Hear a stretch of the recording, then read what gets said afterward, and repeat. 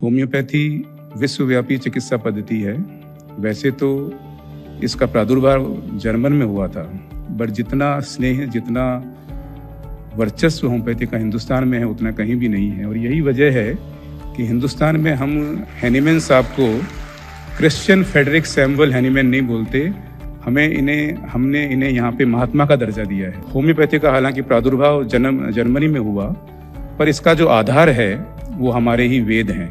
सबसे ज़्यादा विश्व में अगर होम्योपैथी प्रचलित है तो वो होम्योपैथी हिंदुस्तान में ही है। तो ये हमारा बहुत बड़ा सौभाग्य है। केंद्र सरकार द्वारा इस वर्ष जो एड होम्योपैथी या आयुष विभाग के लिए दी है वो हर वर्ष की तुलना में बहुत ज़्यादा है। तो इसके लिए मैं बहुत बहुत बधाई देना चाहता हूँ। हमारे पूरे होम्योपैथिक परिवार की तरफ से माननीय मंत्री महोदय को और सचिव महोदय को मैं बधाई देना चाहता हूँ। आयोग को जिस तरीके के जो मैंडेट्स मिले हुए हैं उसके आधार पे हमने पिछले 4 सालों में काफ़ी कुछ करने की कोशिश करी है। कई नवाचार हमने किए हैं। पाठ्यक्रम में जो मूलतः बदलाव है उसको हमने पूरी तरीके से CBDC बेस्ड करिकुलम बनाया है।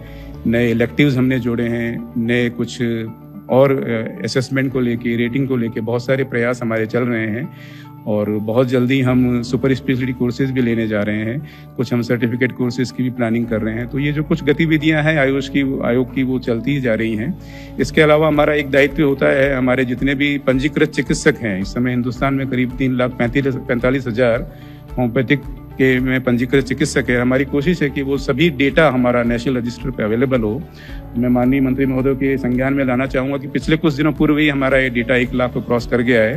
हालांकि अभी भी वो संख्या कम है। हम निरंतर प्रयास रहते हैं कि ज़्यादा से ज़्यादा लोग जो हमारे यहाँ चिकित्सक बंधु बैठे हैं, हम उनसे रिक्वेस्ट भी करते हैं कि अपना डेटा नेशनल रजिस्टर पे अपग्रेड करें।